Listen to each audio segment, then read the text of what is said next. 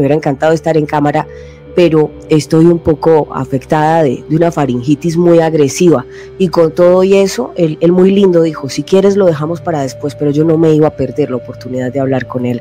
Emilio Carrillo, gustazo tenerte en Informativo G24, no sabes la alegría en el corazón que tengo en este momento, hablar con una persona tan ilustre, tan lúcida, tan audaz, perdóname, pero se me fueron todas las flores, estoy muy contenta, bienvenido.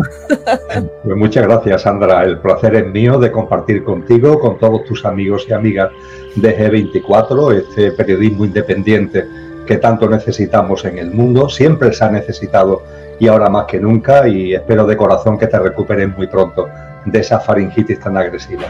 Muchísimas gracias a ti, Emilio. Contigo se puede hablar de todo, de este mundo que nos está poniendo desafíos tan increíbles, donde muchas veces las noticias a este año y especialmente desde 2020 parecía que la realidad superara la ficción. Pero yo te conocí incluso en un programa donde hablabas de la parucía de Jesús. Háblanos un poco de estos tiempos que estamos transitando y cómo desde tu análisis ¿crees que de alguna manera esto se conectaba con ese mensaje que daba Jesús? Claro que sí, Sandra, porque además lo uno va ligado a lo otro. Es decir, cuando hablamos de la parusía, estamos hablando del fin de un ciclo que Cristo Jesús denominó esta generación humana, el final del ciclo de esta generación humana, para que surja un nuevo ciclo. Y a partir de ahí, cuando hablamos de la parusía, es obligatorio estar muy atento a los signos de los tiempos, es decir, estar atentos a lo que ocurre, a lo que sucede, porque Cristo Jesús nos enseñó, no como profeta, sino como sabio, entre comillas, es decir, lo que Cristo Jesús comparte con nosotros no son adivinanzas, no son profecías, es una sabiduría profunda de cómo evolucionan los ciclos, de cómo evoluciona la consciencia. Es como si yo dijera ahora en mi tierra, ¿no?, que estamos en verano y dentro de 3 meses o 4 meses va a hacer más fresquito que el que tenemos actualmente, o si cuando ha amanecido el día me atreve a decir que dentro de 12 horas va a ser de noche. Eso no son profecías, no son adivinanzas, es un conocimiento de cómo evolucionan los ciclos.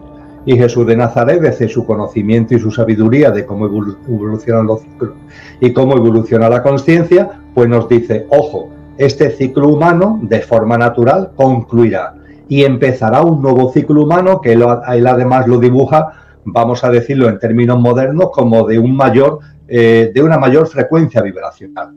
Podríamos decir que más acorde con lo que ya late en el corazón y brilla en las almas de tantas personas que deseamos un mundo mucho más humano, en el mejor sentido de la palabra, un mundo mucho más armónico, un mundo que viva en simbiosis con la naturaleza y con la madre tierra, etcétera, etcétera. Él nos dice, el ciclo actual, que está muy marcado por lo egoico, por lo egocéntrico, entrará en un proceso de tumultos, un proceso como un parto, ¿no?, de removimientos, de contracciones, y cuando eso suceda, nadie sabe ni el día ni la hora porque no se puede meter en el calendario, con lo cual estar atentos a los signos de los tiempos, estar atentos a las señales, y cuando veáis esas señales, daros cuenta de que está el parto en pleno funcionamiento y estamos a las puertas del alumbramiento de una nueva humanidad. Con lo que la parusía, como final de un ciclo e inicio de un nuevo ciclo humano, va ligado inexcusablemente a estar atento al signo de los tiempos. Lo cual también, y concluyo, Sandra, es muy interesante porque a veces todo lo que tiene que ver con la espiritualidad se entiende como una especie de meterse hacia adentro, ¿no? Y desde luego la espiritualidad tiene un componente importante, muy importante, de mirada interior. Ahora bien, no te puedes quedar ahí, tienes que mirar hacia afuera, tienes que comprender lo que está ocurriendo en el mundo y a partir de ahí interpretar las señales para percibir, como nos enseñó Cristo Jesús, si estamos ya entrando en el proceso final de un ciclo humano. Así lo percibo yo, atendiendo a sus enseñanzas, para adentrarnos después de un parto con los removimientos y las contracciones que conlleva a un nuevo ciclo humano. Así que parusía y actualidad, parusía, espiritualidad y estar atento a lo que ocurre en el mundo van de la mano. Sí, y de hecho cuando yo te escuché la primera vez que hablabas de la parusía de Jesús, a mí me trajo mucha paz en el corazón porque lo voy a contar y le cuento a los analíticos, era un momento donde los confinamientos en el mundo estaban más agresivos que nunca, estábamos en toda esta incertidumbre que generó la pandemia, que dejó pues además mucha incertidumbre, muchas personas que estaban incluso quebrándose. Y cuando yo escucho a Emilio Carrillo hablando de la parucía de Jesús, te lo tengo que confesar, o sea, me diste un alivio en el corazón escucharte. Desde ese momento siempre quise entrevistarte, mi sueño era siempre conocerte, y mira cómo es la vibración que tú dices, que hace un año exactamente estaba en Miami y me habla Leonor García y me dice, te quiero invitar al programa, vas a compartir con Emilio Carrillo. Yo no lo podía creer porque te estaba conociendo y hoy estás aquí con nosotros. Y cuando hablas de esa parucía, pues yo creo que lo que más se contrasta o lo que más nos acerca a entender de facto esa parucía de Jesús es, creo que ese fragmento, Mateo capítulo 24. ¿Y tú crees que esa es la parte de pronto donde más claramente se podría explicar la parucía de Jesús, o crees que hay otros complementos dentro de las Sagradas Escrituras? Sin duda ninguna, el capítulo 24 de Mateo es muy concreto y muy profundo. Ciertamente hay otras partes, ¿no?, de las Escrituras donde se aborda esto. También encontramos referencias de esta tipología en Lucas o en Marcos, no digamos ya en el libro de las Revelaciones o Apocalipsis, pero desde un punto de vista de concretar, de que en una lectura, entre comillas, no demasiado larga, se nos den las señales y las pistas fundamentales, sin duda ninguna eso lo encontramos en el capítulo 24 de Mateo, y podríamos decir que su colorario, que es un colorario muy bello, que es una parábola que se encuentra en el capítulo siguiente, el capítulo 25, que es el de las 10 mujeres que están ahí, con cada una con su lámpara de aceite, que es una preciosa metáfora del alma de cada uno. Sí. Cada mujer, cada persona en definitiva está llamada a echar aceite a su lámpara, se echa aceite a la lámpara del alma con nuestros comportamientos, con nuestras conductas.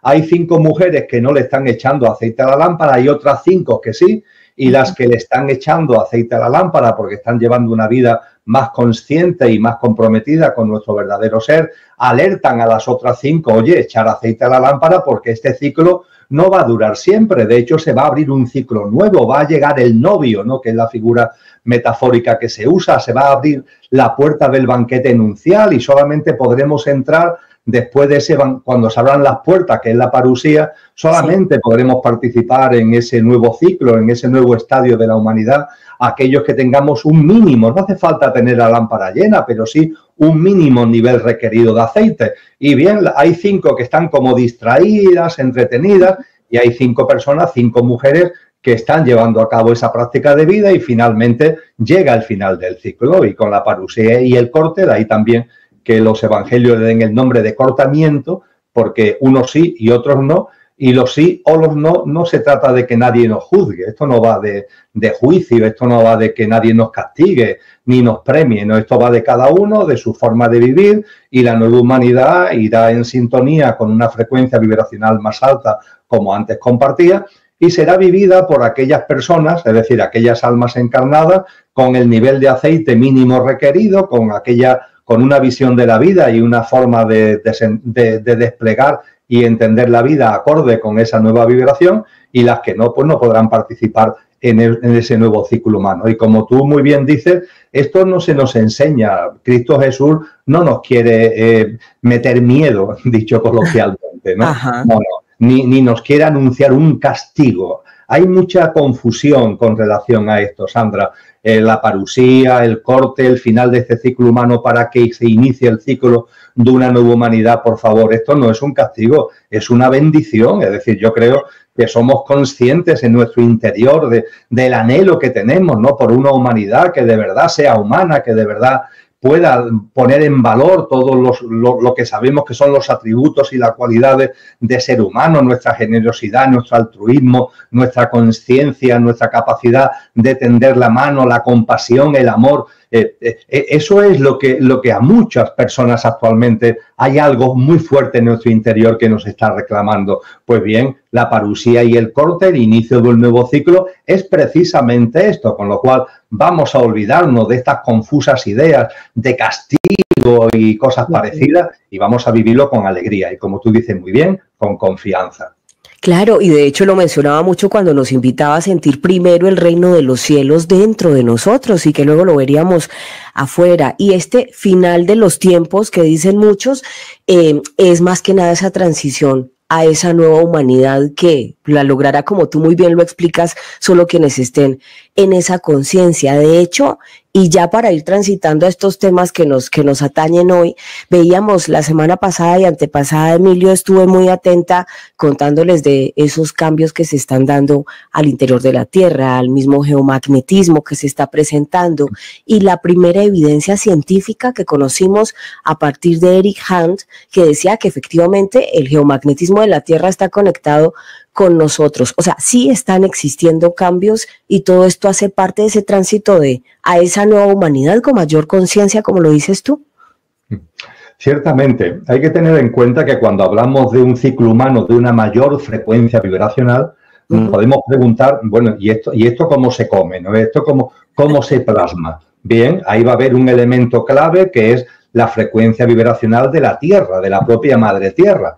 La Madre Tierra va elevando su frecuencia vibracional, lo va haciendo lentamente, es como un gota a gota que va llenando un vaso, y la parusía representaría el momento en el que hay una nueva gota que desborda el vaso. Y ese desbordamiento del vaso supone que la Madre Tierra pase a una frecuencia vibracional superior, como en clave musical podremos decir que de mi pasamos a fa, y a partir de ahí, aquellas almas encarnadas, aquellos seres humanos, que vibremos ya por nuestro estado de conciencia, por nuestra forma de entender y de vivir la vida, vibremos en esa clave fa, pues estaremos en sintonía con la nueva Tierra, con la Tierra restaurada, y formaremos parte de la nueva humanidad. Con lo que efectivamente, además de lo que está pasando en el mundo, es decir, además de lo que está ocurriendo a esta humanidad, de las contracciones, los removimientos sociales, económicos, etcétera, que son propios del parto que dará lugar al nacimiento de la nueva humanidad, además deberíamos estar muy atentos precisamente a lo que la Madre Tierra nos va mostrando. Ese geomagnetismo que tú comentas, todo lo que tiene que ver con las fuerzas naturales que se están poniendo de manifiesto. Y hay un hecho que ahora mismo ya no admite discusión. Esta mañana precisamente leí un informe en una revista científica donde, bueno, cerca a muchos kilómetros, pero mucho más cerca de lo que yo estoy, está lo que se llama la anomalía del Atlántico Sur. Es un tema que pocas personas conocen, pero es una enorme zona que va desde la cordillera de los Andes hasta Sudáfrica, que se dice pronto, una enorme zona, una especie de gran nube, entre comillas, donde no se sabe por qué motivo el electromagnetismo de la Tierra se ha reducido enormemente. Es decir, la fuerza magnética de la Tierra, desde la cordillera andina hasta Sudáfrica, ha disminuido de una forma tan ostensible que al disminuir el electromagnetismo terrestre, la protección hacia la radiación solar disminuye, y esa zona se ha convertido en una zona, entre comillas, peligrosa para los satélites que a 500 kilómetros circuitan la Tierra porque están mucho más mucho más predispuestos a la afectación por las radiaciones solares. Pues bien, sin que se sepa el motivo, eso existe, y ya os digo, es una zona inmensa, basta ponerlo en el mapa desde la cordillera andina hasta Sudáfrica, pero no solamente eso, es que la debilidad del campo magnético va a más, y la extensión del campo magnético se está extendiendo. No se conoce el motivo, la ciencia sabe lo que está ocurriendo, pero no sabe el por qué está ocurriendo, y posiblemente sea una señal de que en el núcleo de la Tierra y a la Madre Tierra está ya viviendo un removimiento vibracional que empezamos a ver sus síntomas, aunque desconozcamos todavía lo que está detrás de esos síntomas. Pues fíjate que ese informe cae de perlas porque justo la semana pasada fueron varios capítulos mirando todo ese tipo de fenómenos y nos dejas hoy sorprendidos. No sabíamos que incluso esa extensión que va desde los Andes hasta Sudáfrica también está afectada, y me picaste la curiosidad, voy a ir a buscar el informe. Vale la pena. Anomalías del Atlántico Sur, y ya te digo, ha aumentado en el último registro que se ha hecho. Está aumentando 20 kilómetros al año, y está también aumentando desde el punto de vista de que la debilidad del campo magnético es cada vez mayor. Increíble. Además que les quiero contar a los analíticos, Emilio Carrillo, además de ser un gran escritor y conferencista, él es economista, ¿no? O sea, un poco hemos vivido en distintas etapas de la vida como ese llamado. Yo, analista geopolítica, y de repente nos empieza a llamar como el alma, como de lo político a lo humano o de lo económico a lo humano, y empezamos a ver todos esos fenómenos de comportamiento de la humanidad, y eso sí con siempre la buena fe, la intención y la esperanza de que seamos mejores o la mejor versión de cada uno, de esa nueva humanidad que viene en camino. Antes de meternos al Congreso, ¿cómo estás viendo el mundo? Porque cada vez más personas con todo este tema de guerras, incluso quienes hemos sido periodistas de toda la vida, estamos como en esa otra búsqueda. ¿Qué nos está pasando? Porque tú transitaste el camino primero. Ciertamente yo tuve una época muy larga de mi vida, yo conmigo mismo me entiendo y yo lo llamo mi época kármica. Tuve que gestionar karma, relaciones de causa y efecto que venían de vidas anteriores, es así como me lo explico a mí mismo, y sí. Fue un cuarto de siglo, es decir, no fue ninguna broma, en el que estuve muy metido en lo que fue la docencia universitaria, una vida académica, pero compaginada con gestión pública y con responsabilidad política y con un compromiso político fuerte, entre comillas.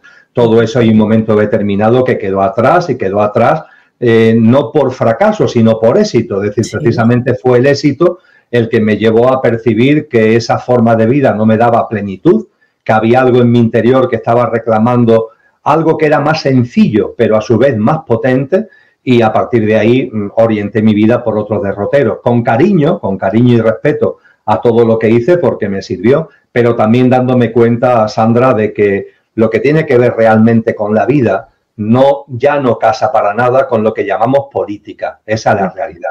La política no tiene nada que ver con el mundo, la política es una especie de juego de artificios, de distracción y de entretenimiento. Los grandes poderes en el mundo no tienen que ver con procesos electorales ni nada que se le parezcan, son los grandes poderes que a través de grandes corporaciones, grandes fondos de inversión, no tienen nacionalidad ninguna, aunque puedan estar su sede social en un país o en otro, y desde ese dominio del contexto económico dominan el entramado político institucional y son en definitiva los que van tomando las decisiones y los que van orientando a donde ellos quieren llevar este mundo, que en definitiva no va a suponer nada en comparación con lo que antes decíamos. Es decir, que hagan lo que hagan, este ciclo terminará cuando corresponda, hagan lo que hagan, y mientras que eso llega, pues ellos están en una dinámica cada vez más egoica, cada vez más egocéntrica, y yo diría que están en un intento como desesperado de que el menor número de almas encarnadas participemos de la nueva humanidad. Y ahí andan, Sandra. Y con este telón de fondo, pues es muy interesante lo que estamos viviendo, porque visto con objetividad, visto sin que nos turbe emocionalmente, porque tenemos que vivir la actualidad con esa confianza de la que antes hablábamos, incluso con esa alegría, aunque también con mucha compasión, ¿no?, por las personas que lo están pasando tan mal y que no entienden lo que está ocurriendo o que están viviendo en sus carnes, por ejemplo, un conflicto bélico, ¿no? Entonces hace falta mucho amor y mucha compasión también. Pero desde luego cuando vamos observando con objetividad lo que está ocurriendo, pues es interesante. Es decir, es interesante, por ejemplo, por irnos a un tema muy concreto, no se ha cumplido, entre comillas, todo lo que la Organización Mundial de la Salud tenía en su agenda, pero se ha dado un acelerón enorme en lo que son sus objetivos. Naciones Unidas ha convocado la denominada Cumbre del Futuro, que todo eso son apretones que van dirigidos a el establecimiento de un sistema de gobernanza mundial que sea como el cimiento del nuevo orden mundial que los poderosos de este mundo quieren establecer. Y cuando todo esto lo vas viendo y vas viendo no solamente las medidas que se van adoptando, sino la niebla que se va creando, porque muchas veces se generan guerras y rumores de guerras para distraernos, ¿no?, de lo que realmente por debajo está ocurriendo, ¿no? Entonces, cuando todo esto lo vas percibiendo, es muy importante no perder la paz, no perder la calma, no perder la confianza, pero a su vez es enormemente interesante porque te permite ir percibiendo estos signos de los tiempos de los que venimos hablando. Claro, y tú, dentro de todos esos cambios que uno va viendo a partir de las agendas que se están dando entre las instituciones y demás, que sí que vienen como de una especie de parón, porque yo creo que desde el 2022 hubo como un despertar masivo de conciencia en el mundo. De hecho, cuando nos conocimos, hablábamos de cómo varios países estaban con algidez social y todo esto, protestando contra ciertas medidas que consideraron muy restrictivas. Y entonces hubo como un frenón, lo voy a llamar así, un frenazo en seco, por parte de ciertas agendas de las instituciones, pero luego estamos viendo que también dicen que las constelaciones están similares, parecidas a la época de la Revolución Francesa, pero no, eso es otro tema, no nos vamos a enrollar por allá, pero sí que desde lo pragmático, lo económico, lo político, lo geopolítico, les vemos afán por revivir ciertas medidas. ¿Tú crees que viene otra pandemia? Como hay gente que está preguntándose que de pronto viene otra pandemia.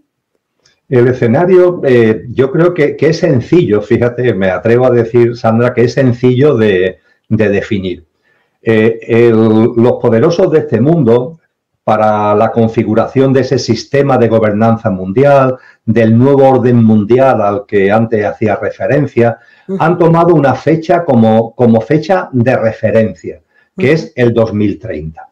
Todo es 2030, la Agenda 2030, cuando cualquier cosa en tecnología, cuando tiene que estar terminado el despliegue de satélites del 5G, 6G, el 2030, cuando vamos a cualquier elemento, vamos a llamarle macro a nivel mundial, siempre la fecha que aparece es el 2030, es la fecha de referencia para el establecimiento del nuevo orden mundial.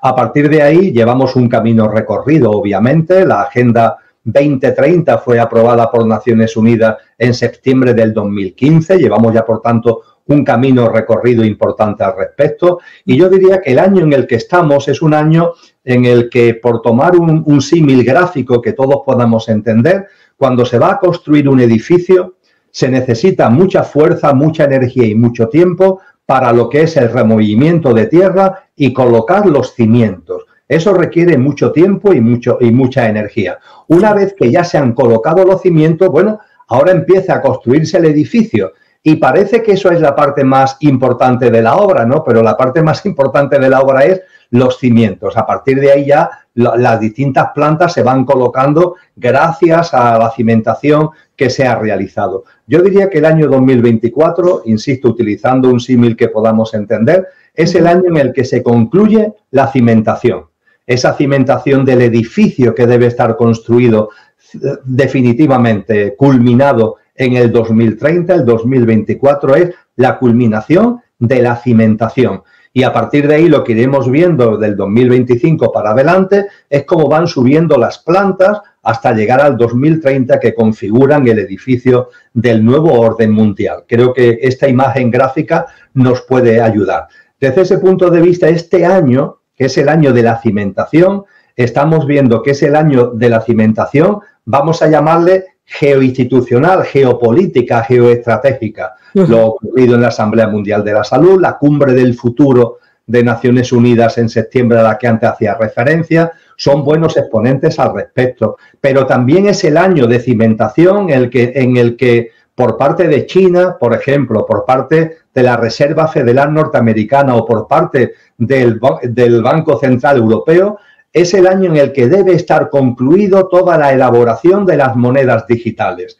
Es decir, el yuan digital, el dólar digital, el euro digital, tienen que estar ya, ser una realidad para poder ser lanzado, es decir, todo lo que está por debajo, no todo el entramado tecnológico, operativo, financiero que está por debajo de las monedas digitales. Eso no significa que vaya a desaparecer el dinero físico todavía, pero sí que a partir del 25 la moneda digital va a empezar a aparecer con cada vez con más fuerza. Esto se está cimentando y terminará su cimentación en el año 2024 en Europa. Será a través de una aplicación que ya en el año 25 los europeos llevaremos en el móvil, que además será una especie no solo de monedero digital, sino también de app de identificación, donde llevaremos los datos de nuestro pasaporte, la tarjeta sanitaria, el carnet de conducir, etcétera, etcétera, etcétera. Cuando hablamos de inteligencia artificial, el año 2024 es el año donde se culmina la cimentación.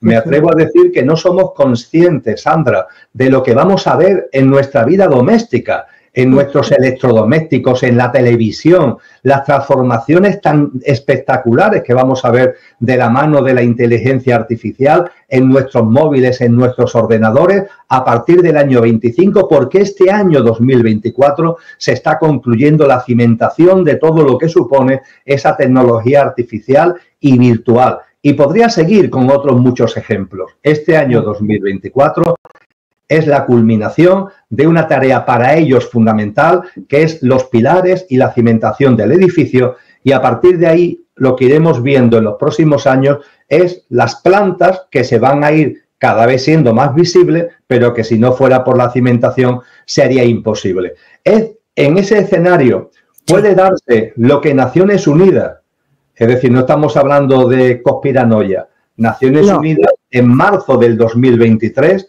publicó un informe donde habla de todo esto y se atrevió incluso a analizar la posibilidad de lo que Naciones Unidas llama shock globales. Shock globales son grandes removimientos, como lo ocurrido con la crisis sanitaria del año 2020, y a partir de ahí se plasma con claridad la posibilidad y la probabilidad de que shock globales aparezcan entre el 25 y el 2030. Uno de esos posibles shocks globales es precisamente una nueva crisis sanitaria, una nueva pandemia. ¿Eso es seguro que se produzca? No, no es seguro. ¿Es probable? Sí, es probable. ¿De qué va a depender? Va a depender de cómo vaya la marcha de la construcción del edificio. Por ejemplo, en la Asamblea Mundial de la Salud se ha puesto de manifiesto que hay muchas voces favorables a que la Organización Mundial de la Salud coja todas las competencias soberanas en materia de salud,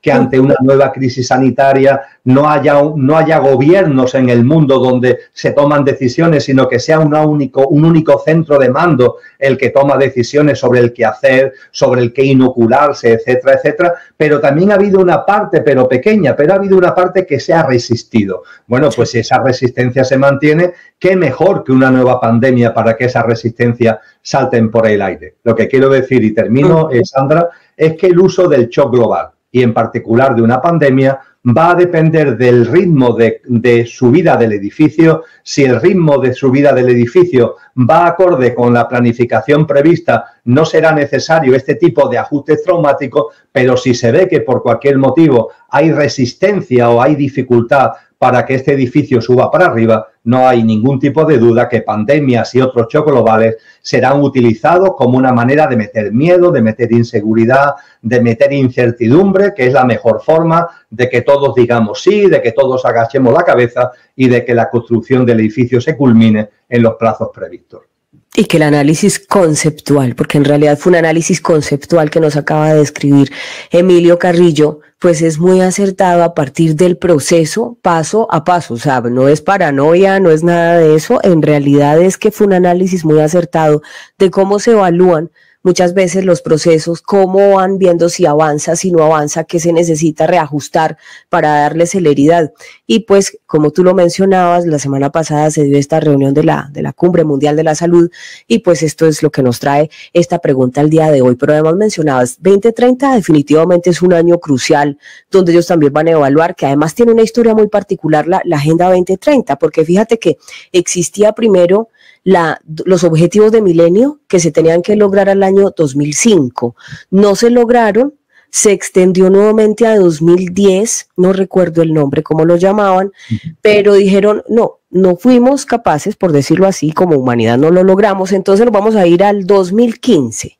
Y en el 2015 se dan cuenta que efectivamente no podían seguir expandiendo una agenda 5 años o cada 5 años porque volvía a quedar lo mismo, los objetivos de milenio cada 5 años. Y ahí fue cuando nace la 2030, que entre otras cosas, Emilio, a nivel de Europa, donde se pretendía para 2030 tener todas las energías limpias instaladas, ya ha habido varios, lo voy a decir así, se ha tenido que recular, como se dice en diplomacia, se han tenido que tirar para atrás porque no hay suficiente capacidad de soporte o demanda por parte de energías limpias para todo un continente, especialmente con estos casos de guerra y demás. Pero vuelvo, 2030, un año crucial donde se va a evaluar cómo van todas esas metas dentro de la agenda, y decías 2024, año crucial de los cimientos. China reveló un informe donde decía que para 2025 querían tener ya toda la IA dispuesta precisamente dentro de esa meta del control, por lo menos ellos dicen dentro de nuestro país, pero sabemos que esto es una puja de potencias. ¿Cómo ves esa puja de potencias frente a la inteligencia artificial? Cuando se hace el análisis que tú magníficamente has resumido, hay que tener en cuenta que se mezclan en distintos componentes. Sí. Por un lado, yo he estado plenamente en el mundo empresarial, he estado en el sistema financiero, he presidido una gran empresa, conozco, en mi formación de economía la he completado con formación en alta dirección de empresas, conozco muy bien cómo son las estrategias que se utilizan en el campo empresarial, que son las que se están usando como herramientas también en todo lo que estamos hablando.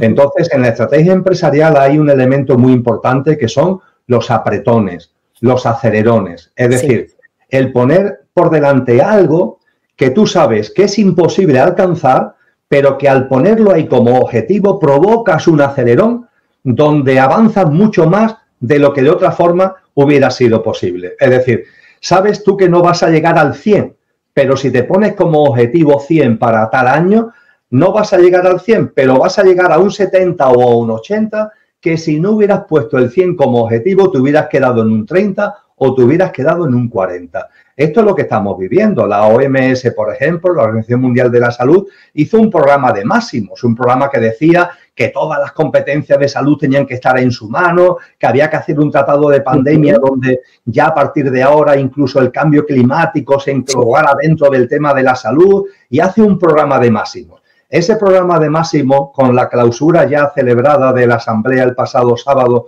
1 de junio, ¿se ha logrado? No se ha llegado al 100. Oye, no se ha llegado al 100, pero se ha llegado a un 70 o un 80, cosa que hace un año o 2 años era absolutamente impensable. Y, por ejemplo, una de las cosas que se ha conseguido a partir de muchas, además de modificaciones muy significativas en el Reglamento Sanitario Internacional y de medidas muy concretas en el ámbito de la vacunación, de los trasplantes, etcétera, etcétera. Además de todo eso, pues se ha conseguido que ya todo lo que es la emergencia climática sea considerada política de salud. Es decir, eso ya se ha aprobado por unanimidad de los 194 países la pasada semana. Eso significa que ante un fenómeno climático se le pueden aplicar los protocolos de una pandemia, crisis sanitaria. Esto era impensable hace no mucho tiempo, con lo que este es un elemento a tener en cuenta, Sandra. El que se proponen programas de máximos, pero el que no se llegue al máximo no es un fracaso, todo lo contrario, es un éxito, porque ha habido que poner el listón muy alto para llegar a un nivel 8 que de otra forma ni por casualidad se hubiera alcanzado. Esto es muy importante tenerlo en cuenta. También es muy importante tener en cuenta como otro de los elementos que están por debajo de la punta del iceberg. Nosotros vemos la punta del iceberg, pero por debajo están todos los movimientos que se están produciendo en la geoestrategia política internacional. Hay que tener en cuenta que dentro de la denominada élite hay divisiones. Hay divisiones, por una parte, porque hay una élite concreta que está ligada a las grandes corporaciones empresariales y financieras. Hay otra élite que está más ligada al entramado político institucional. Y aunque desde luego el peso lo lleva la corporación, es decir, lo lleva el poder económico de las grandes corporaciones económicas y financieras y empresariales, pero claro, el poder político, el poder de los estados, el poder de los gobiernos, todavía tiene mucho peso. Y ahí hay un conflicto de intereses que se ha puesto de manifiesto quizás en estos momentos. Es decir, en la Asamblea de la Organización Mundial de la Salud, yo creo que ha sido muy evidente como el entramado político institucional de China le ha puesto como barrerillas, no se ha llegado al nivel 100, porque China le ha puesto como barreras al poder de las grandes corporaciones farmacéuticas. Es decir, el poder político del Partido Comunista Chino le ha dicho, bueno, a mí me tenéis que dejar mi margen de maniobra y no voy a consentir ahora que las grandes corporaciones cojáis todos el poder del mundo. Entonces, este tipo de conflicto entre el poder de las corporaciones financieras y empresariales y el poder que todavía está en manos de gobiernos y de Estado es un tema a tener muy en cuenta. Y es un tema a tener muy en cuenta después, de que dentro del poder, tanto de las corporaciones como del poder del entramado político institucional, también tienen sus divisiones. Es decir, por ejemplo, en lo que la punta del iceberg nos muestra más, Sandra, hay una división dentro del mundo político entre los que podríamos llamar los fríos y los calientes. En lenguaje de Rudolf Steiner, que es de 1919 cuando le escribió, él le dice los luciferinos y los arimánicos. En el lenguaje de hace 2000 años que utiliza el cristianismo, se nos llama de la división de Satanás. ¿Qué es esto de luciféricos, arimánicos, la división de Satanás? Pues muy sencillo, que llega un momento determinado donde hay tantas almas encarnadas, somos 8.000 millones de personas en estos momentos en el planeta, 8.000 millones de almas encarnadas a la vez, que el dominio sobre tantas personas, la forma de dirigir a tanta gente, tiene que producirse un cambio. El cambio de lo caliente a lo frío. Hemos vivido durante siglos, posiblemente de milenios, en un mundo de confusión a través de la violencia, a través de lo emocional, a través de lo pasional. Lo caliente ha sido la manera de alguna forma, atraparnos emocional y mentalmente, que olvidemos lo que realmente somos y el sentido de trascendencia verdadero. Pero ha llegado un momento que somos tantos que lo que estamos viviendo es un paso de lo caliente a lo frío, de lo luciferino a lo arimánico. Esa es la división de lo satánico de lo que nos habla el cristianismo. Y lo frío, lo arimánico, ¿qué significa? Pues significa un dominio donde a las personas se nos abduce por la pantalla, se nos mete en el mundo virtual y en el mundo artificial, se nos quiere frío, se nos quiere alejados entre nosotros, con recelos mutuos, alejados de la naturaleza, cada uno metido en su mundo. Y si el mundo de tu realidad cotidiana no te gusta, no te preocupes, porque la realidad virtual y artificial te proporciona un mundo ideal donde tú con tu avatar puedes plasmar lo que la vida real no te está dando, y de esta forma cada uno nos vamos metiendo en nuestro cubículo, cada uno nos vamos metiendo en nuestro mundo. Las relaciones personales van de capa caída, incluso desde el punto de vista de las relaciones sexuales. Ahora que teóricamente vivimos, teóricamente no, realmente no, vivimos ya sin los tabús sexuales que se vivió la humanidad durante tanto tiempo. Sin embargo, hay un menor número de relaciones sexuales que es histórico. Todos los estudios lo están poniendo de manifiesto, porque nos vamos como aislando, ¿no? Ajá. Ese gran filósofo que es Byung-Chul Han nos habla del final del amor, es decir, como nos estamos reduciendo cada uno, somos como narcisistas egoicos que nos vamos encerrando eso en nuestro propio mundo. Eso es lo frío y eso es lo arimánico, Sandra. Y hay una parte de la élite que está ya cogiendo el testigo de lo frío. Pero claro, hay otra parte de la élite a nivel internacional que todavía mantiene o quiere mantener, porque es la forma de mantener sus privilegios, todo se ha dicho, quiere mantenerlo caliente. Y eso también lo estamos viendo. Y termino. A nivel global, sin ningún tipo de duda, China, es decir, lo que es China, lo que es el gobierno chino representa maravillosamente lo frío, maravillosamente, y sin embargo, puestos a buscar qué es lo que representa lo caliente, lo encontramos sin ningún tipo de duda en Donald Trump, ¿no? Creo que son dos buenos referentes para entender qué es lo frío y entender qué es lo caliente, pero sabiendo que hay un movimiento de fondo donde lo caliente cada vez va teniendo menos peso y lo frío, tecnología, mundo virtual, mundo artificial, eso, reclusión de cada uno en su propio mundo, alejamiento y recelo de los demás, eso es lo que prima, y es ahí a donde nos quieren llevar en ese nuevo orden mundial que tiene la construcción del edificio el 2030 como fecha de referencia. De cómo se presentan ciertas divisiones dentro de la élite, bien sean las corporaciones, las empresas tecnológicas, que también tienen un poder enorme a hoy en día, y por supuesto el poder político, que sigue ahí de facto teniendo una influencia muy, muy fuerte. Nos estabas explicando esos dos modelos entre frío caliente, terminando con dos muy buenos ejemplos.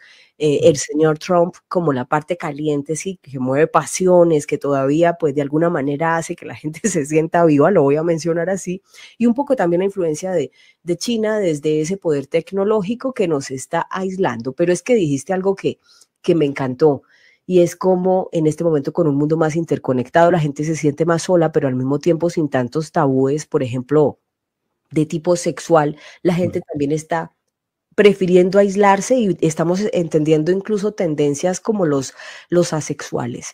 ¿Qué nos espera? Una humanidad también donde vamos a tener el desafío de personas menos emocionales, más frías y más egoístas.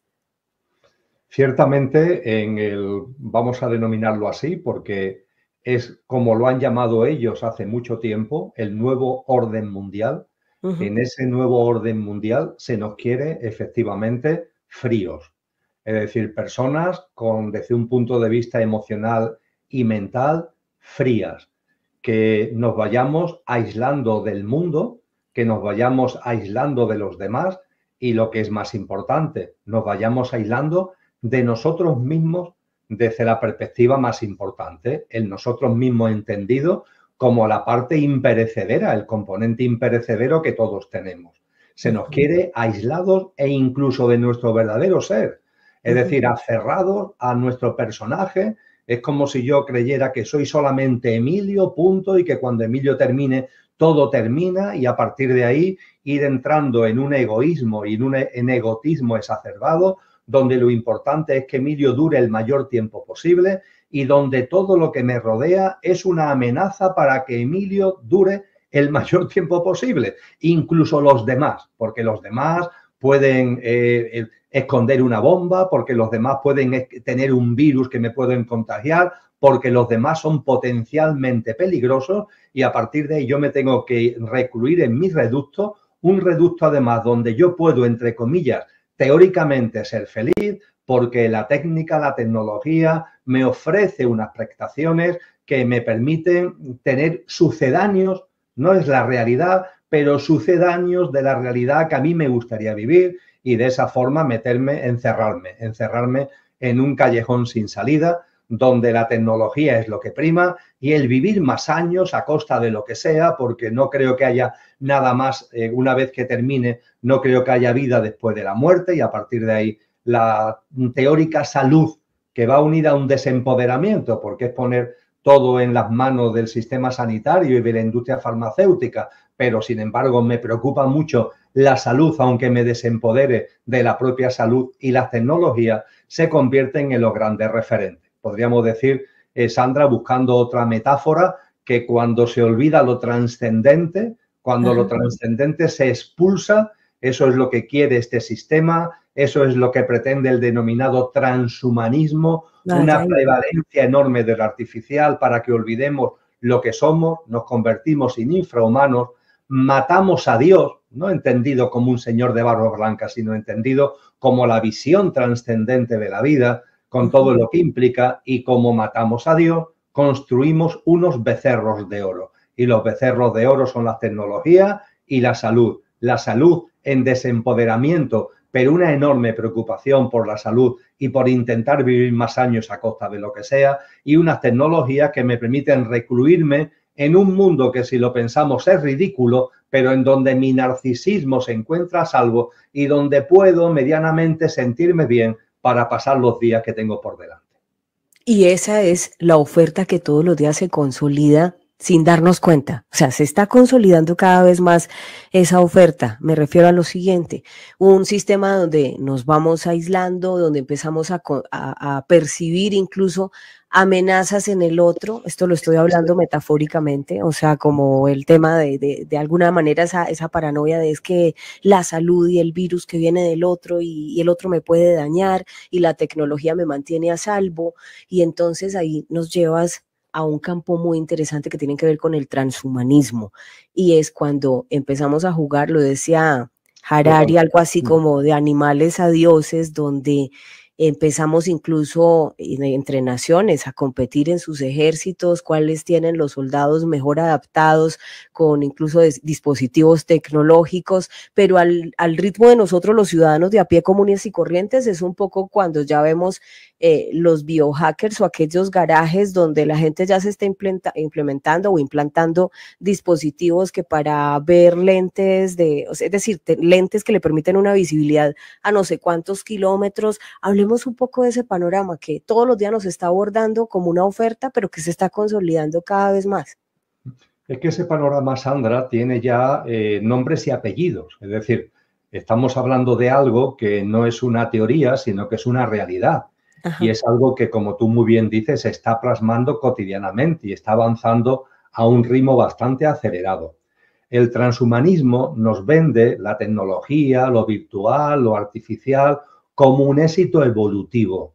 Es todo lo contrario. Convierte al ser humano en infrahumano, como antes decía, porque nos hace olvidar el componente más importante de lo que somos, que es aquello de ti y de mí que no va a morir cuando acontezca lo que denominamos muerte. Pero eso se borra para que estemos solamente atentos a nuestro personajillo, en mi caso, al Emilio Beturno.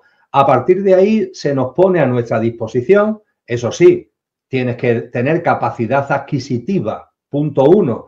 Y punto 2, lo iremos viendo cada vez más, cumplir con los requisitos de control que el sistema impone, porque si no cumple con esos requisitos de control, aunque tengas capacidad adquisitiva, no podrás usar esa capacidad adquisitiva. Esto no es ninguna ficción, está pasando ya en países como China, donde el tú poder viajar al extranjero no depende si tienes o no capacidad adquisitiva, sino que se te autorice por un sistema de control social, por un sistema de puntuación de ese control social, que tú puedes hacer desplazamientos al extranjero o no puedes salir al extranjero, o incluso el margen de maniobra que tienes para moverte dentro del propio país. Todo depende de la puntuación que tenga y también de esa puntuación de control social, con un sistema de millones de cámaras que hacen un seguimiento permanente a todo lo que cada ciudadano hace. Esto no es la película o la novela basada en la película basada en la novela de Orwell en 1984.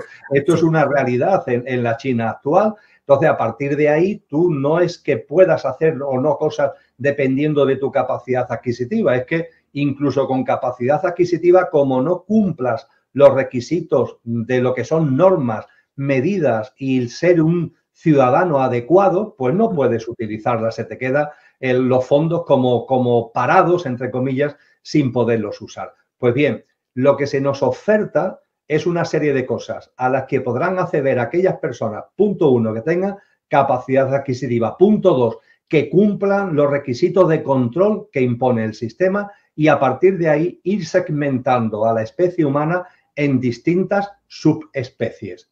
Yo sé que esto suena muy raro, Sandra, pero lo voy a intentar explicar de una forma breve y creo que iremos percibiendo la enorme realidad y de que, aunque parezca raro, se está ya materializando como tú antes apuntabas. Yo soy, entre comillas, una persona que en ese mundo transhumano soy obsoleta. Soy un homus obsoletus. ¿En qué sentido? De que ni tengo sensores, ni tengo implantes, ni tengo ninguna cosa rara metida en mi cuerpo, ni me la voy a poner.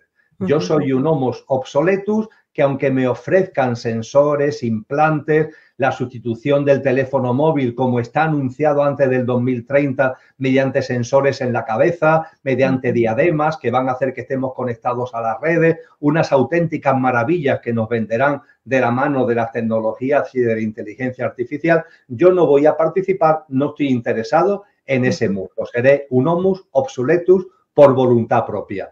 Habrá también homus obsoletus porque no tienen capacidad adquisitiva para esos implantes, para esos sensores, etcétera, o teniéndola por control social no se les va a permitir acceder a ello. Englobaremos voluntaria o forzosamente un número X de personas, el homus obsoletus.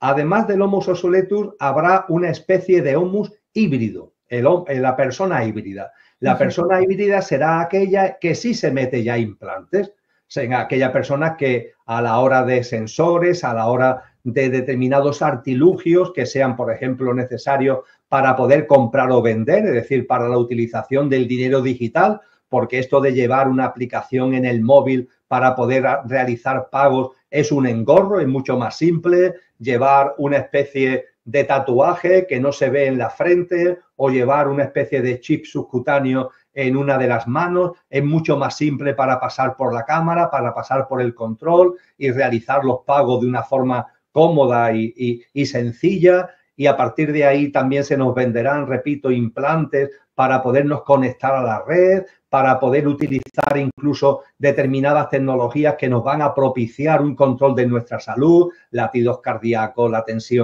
tensión cardíaca, análisis continuo de cómo estamos desde el punto de vista de salud. Y habrá muchas personas que se meten dentro estos implantes y estos híbridos, porque voluntariamente lo quieren y porque tienen capacidad adquisitiva suficiente y se le permite que lo puedan hacer. Será el Homus híbrido. Pero es que además del Homo híbrido habrá una nueva especie humana. Ellos quieren que haya una nueva especie humana que será, por así decir, la más elaborada, que es la persona editada, el Homus editado, que son los superbebés.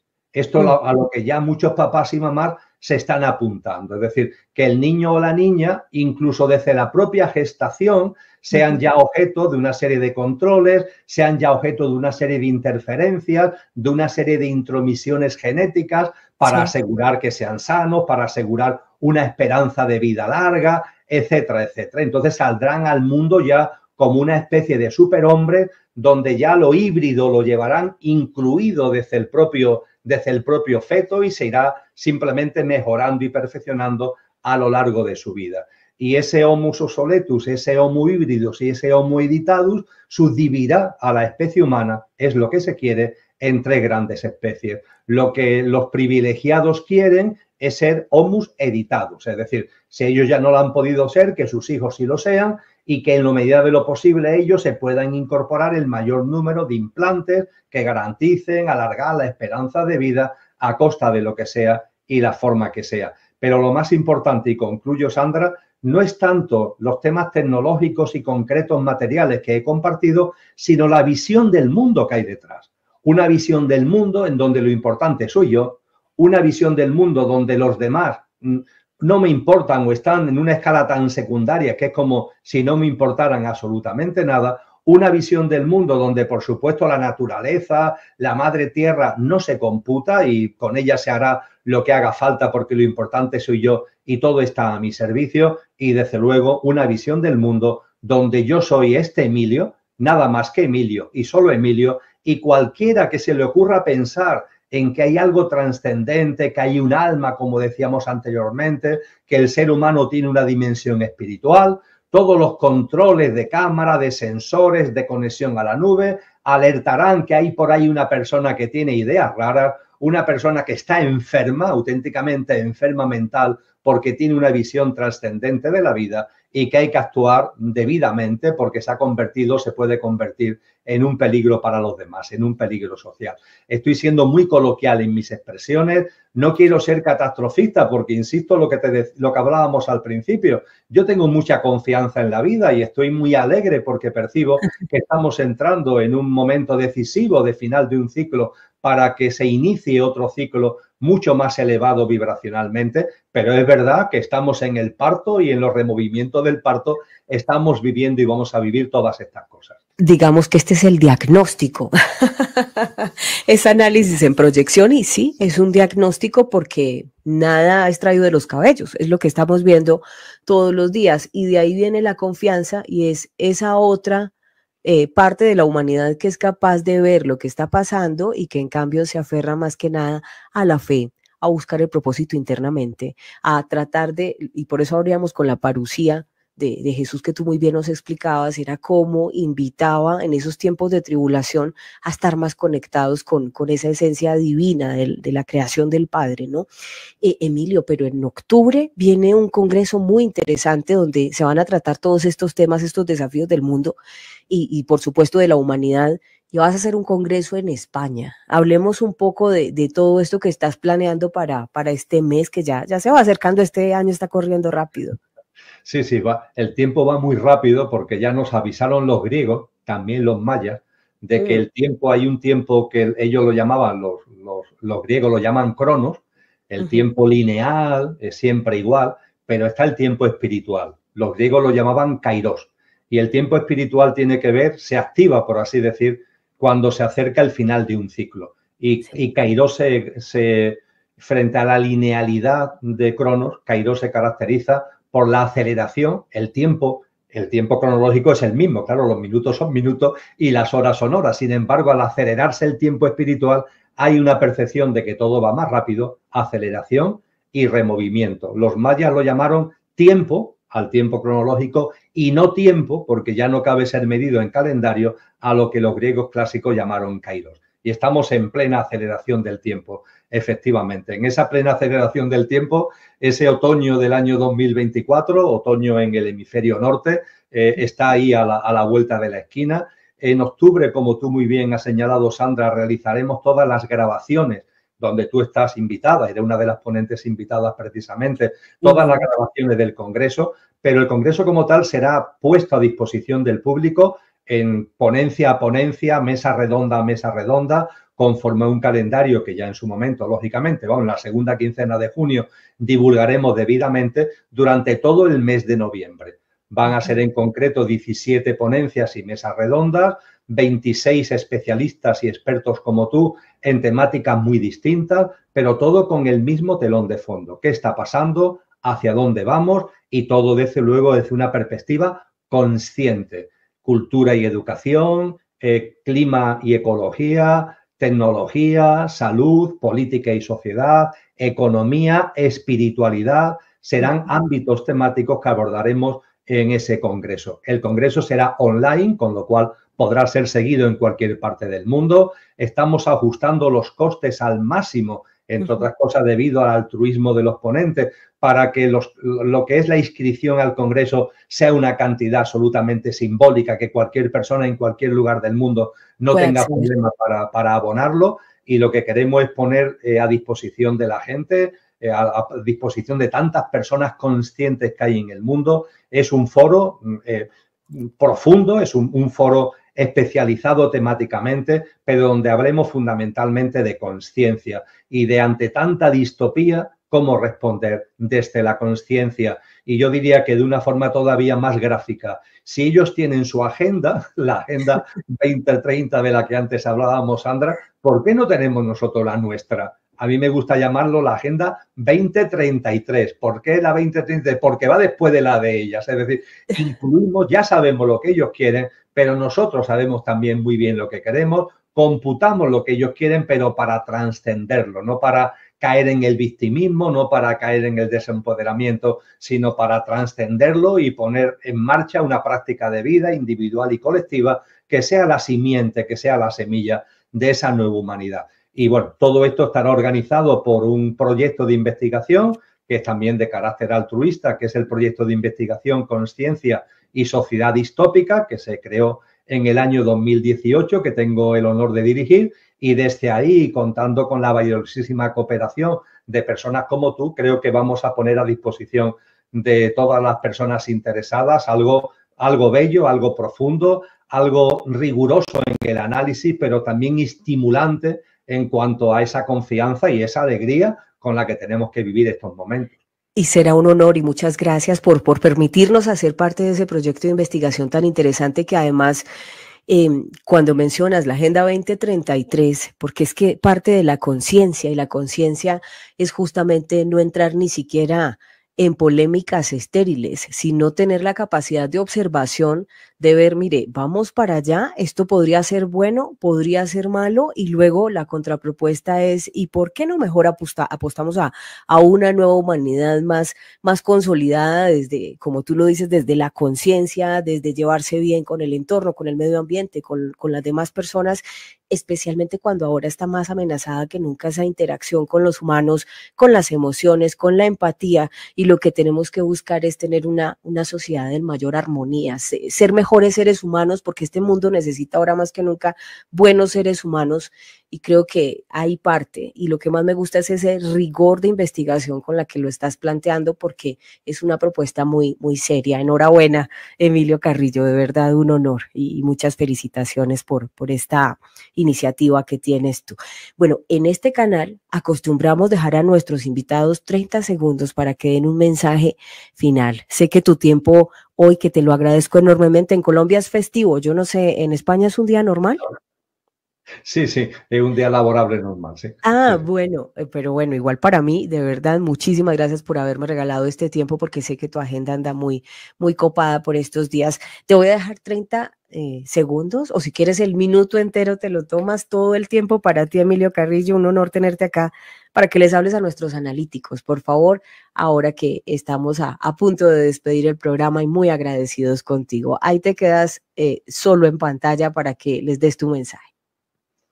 El agradecimiento es mío, querida Sandra, y esos segundos que me ofrece, que te agradezco, remarcaría fundamentalmente dos cuestiones. Por un lado, la conciencia no significa encerrarnos en nosotros mismos. La conciencia tiene como tres grandes patas, que es la mirada interior, la mirada exterior y el equilibrio entre lo interior y lo exterior. Y esto en los momentos que estamos viviendo es enormemente importante. Esto por un lado. Y por otro lado, los momentos que estamos viviendo son distópicos, removimientos, conflictos, tensiones que van a más. Un huracán de magnitud aceleradamente creciente.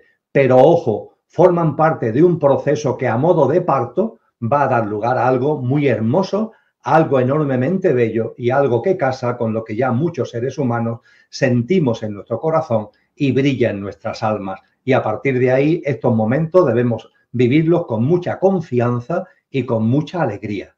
La alegría de almas encarnadas, que hemos vivido muchas vidas, como decía Brian Weiss, muchas vidas, muchos maestros, y que ahora ya estamos en la antesala de que se plasme eso que llevamos tantas vidas esperando, que es una humanidad que realmente merezca esa denominación, una humanidad de buenas personas que vivan en sintonía y generosamente entre sí y en simbiosis y en colaboración con la naturaleza. Así que son momentos de alegría, una auténtica bendición que debemos vivir con confianza y con alegría. Muchísimas gracias. Emilio, a ti muchísimas gracias y gracias por recordarnos ese maravilloso libro, Muchas vidas, muchos maestros, recomendadísimo porque es un libro de los que te abre la esperanza, yo creo, especialmente para quienes dicen, no, después de esta vida ya no hay nada más allá y entonces qué triste la vida que me tocó. No, es un libro que te llama al empoderamiento desde la conciencia y sobre todo a mucha esperanza. Emilio Carrillo.